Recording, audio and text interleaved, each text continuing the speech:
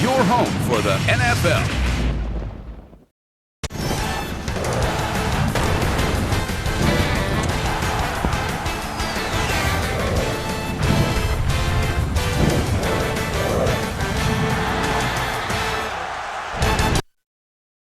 Well, I'm personally out of breath. I don't know about you. I'm Chris Berman along with Tom Jackson. Tom, listen to the music. Is that Yes, that's good stuff. Is that NFL primetime? Wild card weekend, and it couldn't get any wilder than the final game on the 4 on Wild Card Sunday. The Green Bay Packers finished arguably about the hottest team in the NFC this side of Dallas. Certainly, they won 7 of their last 8 after a 4-4 start. The Arizona Cardinals, oh, by the way, runners-up in the Super Bowl, not for a last-second miracle throw and catch by Pittsburgh, might have been the defending Super Bowl champs. They were in, Pittsburgh was out. And on a day when offense ruled, wouldn't you know that defense after 4 hours would spell to the end of a game that will heretofore be known as the roaster in the toaster. Here we go. From Arizona, here come the defending NFC champion Cardinals. Rematch of last week when the and Aaron Rodgers won big. And one thing you know, that the Packers had the best plus-minus ratio with turnovers in football, except when the game began. Carlos Tiny Dansby tipped. Dominique Rodgers-Cromartie has the ball. Rodgers only 7 INTs all year, now 1 in the playoffs. Wouldn't you know? Tim Hightower from the 1, all along the Hightower. 7-0 Arizona. Now here comes Green Bay. And, of course, Green Bay's not going to turn it over again. Donald Driver has it. Dansby strips the ball. Alan Branch, looking more like a tree trunk, falls on the ball. 2 turnovers in the first 5 minutes. Dansby involved in both turnovers, the tip of the pass the first time, the strip of Driver right here, and that's a great job. Class act right there, getting the turnover for the Arizona Cardinals. And so now Arizona, Kurt Warner, not to Anquan Bolden, who didn't play at all, but Early Doucette, 15 yards, it's 14-0. Yeah, and we saw a lot of this. The shallow cross, nobody picking him up. The zone drop a little bit deep in that instance. Well, Arizona is rolling thanks to the Packers' miscues. 17-7. Warner, Doucette, he spin, he shoot, he score, the goal, and the Cardinals lead 24-7. Now look at this play again by Doucette. Well, little stop, gets across the middle, and then great second effort with the spin to get himself into the end zone. So the Headless Horseman scores. There's Bolden on the sidelines. And so 24-10 Cardinals at the half, but they will need more. And they're going to get more. Kurt Warner, one of the great postseason performers of all time, steps up. And Larry Fitzgerald, do you think he's open, Tom? Could go all the way, 33-yard touchdown, and the route is on 31-10. They're up by 21. Yeah, NFL Defensive Player of the Year, Charles Woodson right there gets knocked down actually by Fitzgerald. They get tangled up. Fitzgerald, easy score. So down by 21, only 2 teams have come back from farther in postseason history. Aaron Rodgers didn't read that part of the book. Greg Jennings, 6-yard touchdown. Jennings had a heck of a day as the driver, 31-17. You will not see a better catch. Stick out the left hand, stop the ball, keep your eyes on it, score. About 31-17. Maybe the Packers can get a rare stop. No! They go for an onside kick. Arizona's not looking for that. Brandon Underwood recovers, and the Pack may be back. Yeah, very smart. Let the ball go 10 yards, then get it. 1st and 10, down to the 11 now. Rodgers avoiding the pressure. Jordy Nelson, 10-yard touchdown. We got a game. After all this weekend, we finally got a game late. 31-24, the Pack within 7. Kurt Warner says, not so fast, my friend. Warner in pocket. Fitzgerald makes the diving catch, 38-24 Arizona. Yeah, and this is, you're going to see some contact. Well, you won't see the contact that happened between Fitzgerald and Woodson before that catch. Great concentration, great one-hand grab. So now the Packers still need another huge comeback. I mean, they're down by 14 on the road here in the 4th quarter. Rodgers, James Jones spins, and he's gone. Oh, my goodness. Can anybody tackle or cover or what? 38-31. Arizona's lead down to 7. Here come the Cardinals. Kurt Warner. And wait a minute. Now, here's some defense. Charles Woodson, maybe Defensive Player of the Year, gets a tip on it. First punt of the game, Arizona coming up. And look, it's just a fingertip that knocks it over Larry Fitzgerald. What do we have? 1 punt on each side, I think. Rodgers to Jermichael Finley had a big game, the big tight end, 38 yards, wide open. Don't tell me Green Bay is going to tie this thing. Are they really? Next play, Rodgers looking for Donald Duke and the driver. What? Makes the move. Down to the 1, 28-yard gain. Next play, John Kuhn from the 1, Bowie's his way in there, and we're tied at 38. Did I say tied at 38? Yes. But wait, as they say on late night TV, but wait, there's more. Warner. Wow. Preston. Wow. Perfect throw. Great catch. 26 yards. 2 plays later. Warner. Zing. Preston turns around. Touchdown. Cards back on top. 45-38. As CC would say, a professional catch right there, spinning in the air, great adjustment with his body, great hands. Now Aaron Rodkin, how many times can we come back? Throwing to Jennings. How about this grab, Tom? You know, one tops the next one. Look at Jennings, great grab, concentration, watch the feet.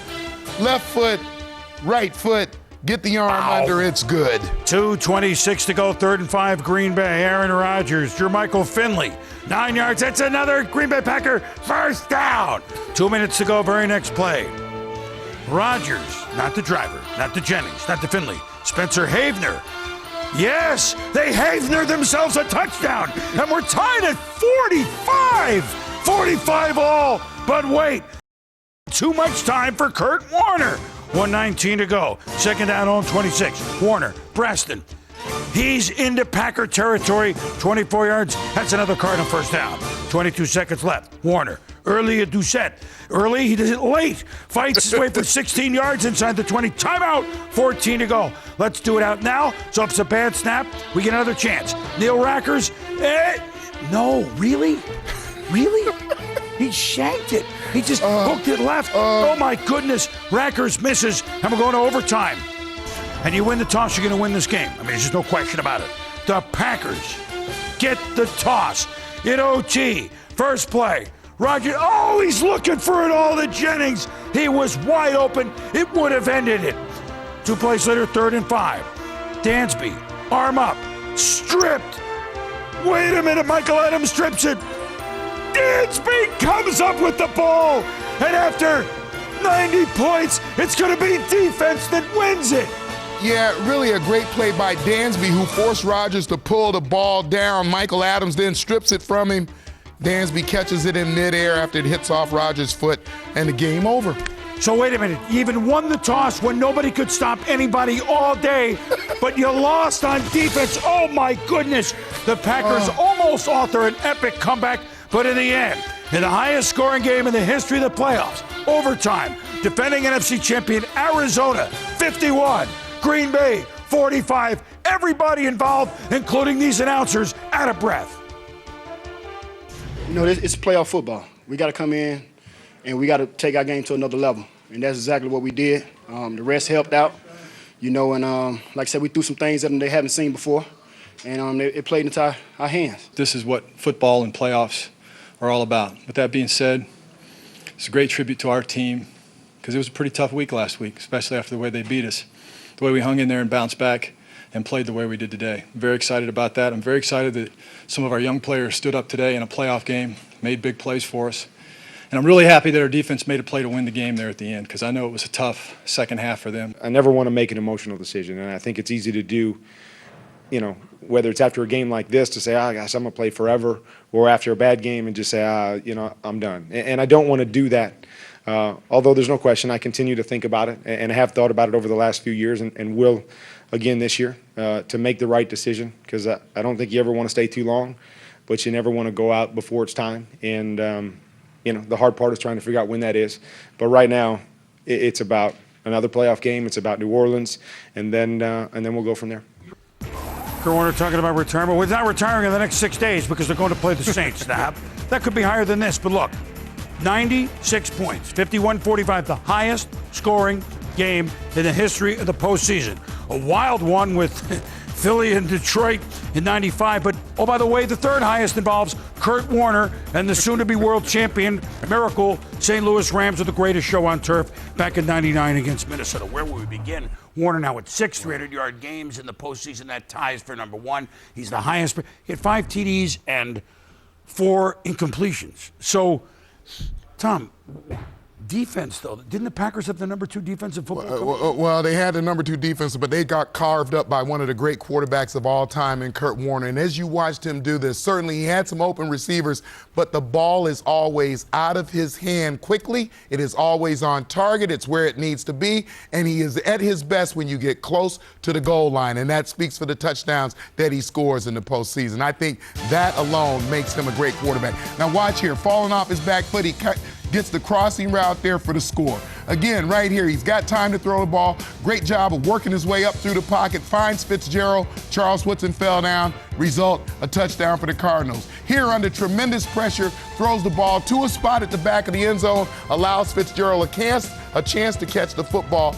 You watch the way the Green Bay Packers played in those zones. They didn't use a man concept once guys got into those zones. But if you leave guys open, Kurt Warner is going to find them, and he's going to find them quickly. And Aaron Rodgers is going to hang his head just to go the other side. But I mean, played great. He played great.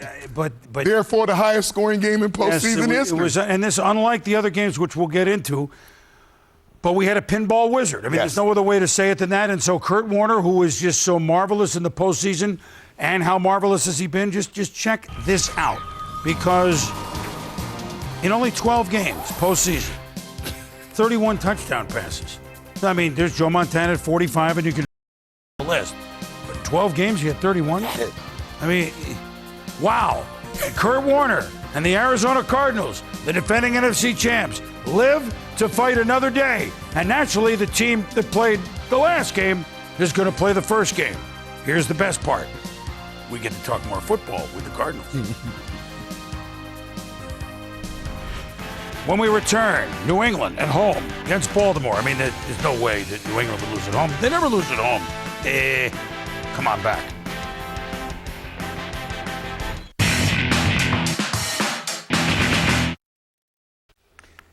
Admit it, you missed them in the postseason, didn't you? The New England Patriots almost authored an undefeated season 2 years ago. You know what happened in the Super Bowl. Now with Tom Brady back at the helm, they're back. At home as champs of the AFC East against the Baltimore Ravens. Certainly not going to be nervous going into Gillette Stadium because the Ravens are battle-tested, and remember, they fought the wild card route last year.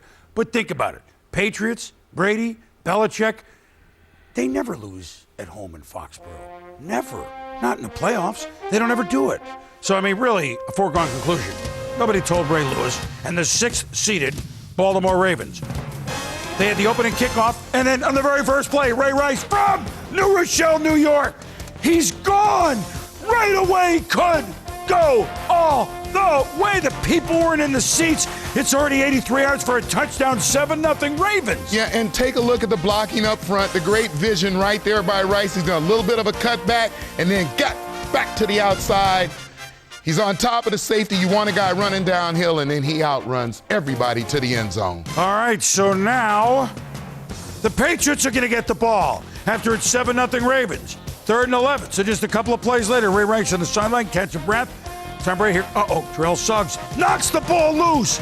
Suggs recovers the fumble that he caused blowing past Matt Light. Suggs going by the left tackle. Great job there of stripping the football and getting it back for the Baltimore Ravens. And just a few plays later, LaRon McClain, he's a maverick. It's a touchdown, 14-0 to the Ravens. And people still aren't in the park. 2nd and 10, New England later in the first. Brady chased. Chris Carr. Baby, you can drive my car. Coach Bill Bell, we don't do this. This is not what we do. Ravens, 2nd and goal. Ray Rice. Look at the beef on the left side there, Tom. 2 touchdowns, Rice. 21-0 Baltimore. It's still the first quarter. Tom Brady is a nightmare. Throwing to Sam Aiken, but his head aching because Ed Reed is Johnny on the spot. Reed, whoop! Always makes something happen with the ball. Laterals to Juan Landry. Inside the 10, setting up a field goal, 24-0, end of first quarter. Only one game has ever seen a team postseason score more points. First quarter, Chris Hansen, punting it in the sun. Chris Carr, no. Hits off Tom Zibikowski. Kyle Arrington dives on it. And the officials rule a Patriots ball. Did he have it? Well, Arrington grabs the ball. You see him go out of frame right there. He didn't control it through the ground, but Coach Harbaugh did not challenge it. And so the Patriots get a break. And Julian Edelman is going to try to get open. Tom Brady finds him. Edelman playing for the man that caught more balls in the NFL this year than anyone, Wes Welker. And there he is up top. Wes actually participated in the opening coin toss, which was a class move. He's a class player. And so, touchdown Edelman. But it's 27-7. Brady, Edelman, touchdown. Former quarterback Kent State scores 27-14. Could there be a miracle? Joe Flacco throwing, how do we say, sparingly. Mark Clayton makes a big catch. Flacco throwing only 10 times, completing only 4 of them. You just saw it. Later in the drive, 3rd and 7. Flacco goes his way out of the pocket. First down could be short. Wait a minute. He stretched the ball out, Tom. Yeah, look at the maturity. We're going to take another look at it. There's the red flag on the ground, and look where that ball is at the exact moment he steps out of bounds, just around the 6-yard line. And so they respot. Good challenge, Harbaugh. 3rd and goal now. Willis McGahee. 33-14 in Foxborough? This can't be. And the one thing the Patriots always, Stephen Gostkowski never misses. Even he missed. I mean, they had a bad punch. But whatever you want to say went wrong for New England. It was a total just head shaker. And the Baltimore Ravens, boy, they came in and just ended the game before anyone knew it started. The Ravens, who are certainly no stranger to being successful road warriors. 33-14 for the Baltimore Ravens. Remember, the Patriots didn't lose a game at home all season long. We got to Brady early. We hit him a lot throughout the course of the game. And then we decided to cover toward the end. I thought our guys did a great job of covering. You got Dominique Foxworth out there on Moss most of the game and did a great job on one of the best receivers in the history of the game. You know, the bottom line, I just think, we kept coming. We kept coming. And a lot of times, a lot of things were, a lot of players just making individual plays. It's always next play, no matter if they made a play or not. Next play. And you got to just, take your hat off to your team for playing that way. We got out to a lot of fast starts this year. And, today we just didn't. The strip sack with Suggs. I mean, he makes a nice play. And they get an interception and then another interception. And, it's just, you can't turn the ball over like that and expect to win. Well, first things first, even though there was an 83-yard run right away, Tom, defense. Ravens defense, yes. Which at times this year, it's not quite what they, don't tell that to the Patriots. Well, we asked a lot of questions about what their approach was going to be in attacking Tom Brady, and I thought you saw it from the very beginning of the football game. They decided to go after him, put the pressure on. I always say it can't be token pressure. You have to be hitting him and putting him on the ground. Ray Lewis is the leader of that pack for the Baltimore Ravens. There you see Suggs knocking the ball out, coming around Matt Light. Here you see the blitz package coming by Ray Lewis. The back can't block him. Again, he puts Brady on the ground. And when you can do this, you make him uncomfortable. And I'll say this, I have never seen Tom Brady, especially in the postseason, as uncomfortable, even in the Giants' loss in the Super Bowl, as uncomfortable as he was in this football game. Well, and we could talk about what Welker's loss meant because it looked like everything else, Tommy, was, and then, of course. Well, it forces the turnovers. The turnovers come when you make the quarterback uncomfortable. He's anxious to get the ball out of his hands, and sometimes it goes to spots where he doesn't want it to go. As good as the Patriots are, as you take Brady to Welker, which was the best thing. Say Randy Moss. That's right. Say you thought they could run okay. It's the best thing they do. All of a sudden, on 1 week, they looked a little bit lost. That's right. Thanks in due part to the Ravens, who also ran the ball down their throats for, 234? Well, you knew that the Ravens were going to come out and run the ball, and Joe Flacco threw for 34 yards today passing, and they blew out the New England Patriots at home. So it was all about Ray Rice and McGahee and company. And from the very first play of the game, they set the tone. We're going to block you at the offensive line. We're going to run the ball in between the tackles. We're going to run for the tough yards when we get down around the red zone. The great cuts by the backs. And I think that philosophy of make a cut, get yourself downhill, and get what you can. And Ray Rice has that great low center of gravity, so it's like trying to tackle a fire hydrant. It's not easy to knock one over. So, if they're able to do that, keep the turnovers down, this is another team that could go a long way in the playoffs. Only Oakland in 1969 in a game against Houston, AFL semifinals, had more points in the first quarter of a playoff. It was 28. Give Ravens another bit of credit. only 3 penalties for 15 yards. So maturity, at least Had on to this do one that. day, was. I don't want to say that New England won't win the division next year, and Tom Brady and Welker and Moss, et cetera, and the defense will be back. But I got to say, I think of requiem for a heavyweight a little bit, because this was not we've not seen this. We've not seen this, and you wonder. I was at a game that Pittsburgh played in 1980 at Buffalo with the young Bills, and the Pittsburgh was older, and it just looked different. And again, I'm not putting any. It looked as if there's a lot of work to be done in New England. Is that Well, fair to say? I think that's fair to say, and we heard a lot, toward the end of the season, Tom Brady in the ribs, Tom Brady in the finger. All I can say is this: he did not look like the Tom Brady that I'm used to looking at when it gets to postseason. Well, look, he and Coach Belichick had never lost a playoff game in Foxborough, either stadium. That went back to the 90s. As a matter of fact, they won 11 in a row. The Patriots only lost one until today. One home playoff game. And here it is. Tom, I remember because I was there. 1978. Look at that winter coat for Bum Phillips and the 1978 rookie Earl Campbell. Houston Oilers, Dan Pastorini, 00 Kenny Burrow. Oddly enough, they led 24-0 in that game before winning 31-14. And other things. This win, that was Mike Barber scoring a touchdown. He scored a couple of them. As we go inside the numbers. So there we go. Since 78, they'd won every other playoff game at home in either of the stadiums until this Sunday. Coach Bill Belichick was 6-0 as a Patriot coach, 1-0 as a Brown coach in his first playoff game in every series. And Tom Brady's last home loss, November 12th, 2006. That was until the Ravens came in and won this game. When we return, prime time performers. I think there were a few. We'll be back.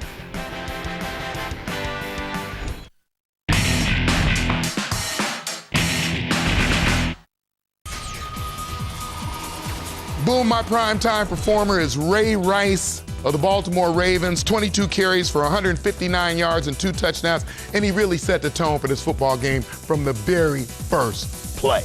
Tommy, my primetime performer, the 38 years young Kurt Warner, joining only Darryl LaMonica from the AFL Oakland Raiders in the 60s as someone that's thrown 5 touchdown passes or more in 2 playoff games.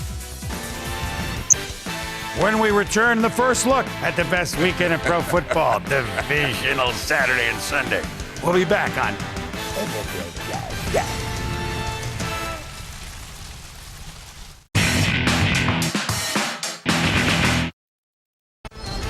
Hey, we get to go back to the Pro Bowl. Hope you'll join us the last day of January.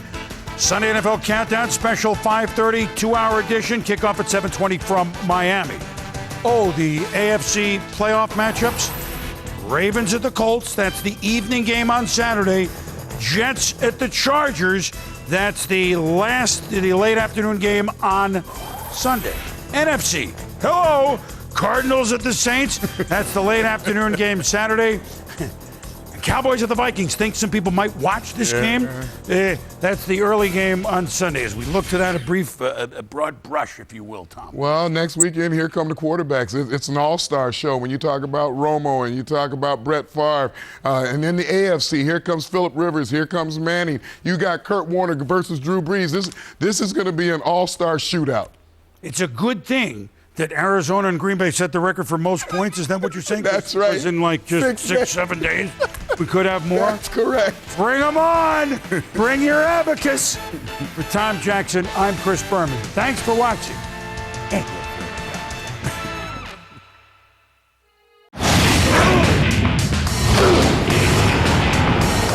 ESPN America, your home for the NFL.